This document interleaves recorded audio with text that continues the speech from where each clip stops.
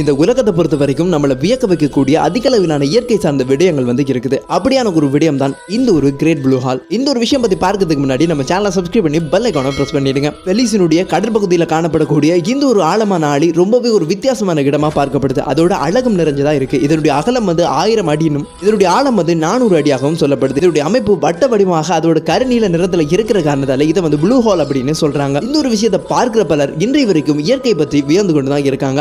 இந்த ஒரு காலனி பத்தின உங்க கருத்தை கமெண்ட்ஸ் பாக்ஸ்ல தெரியப்படுத்திடுங்க.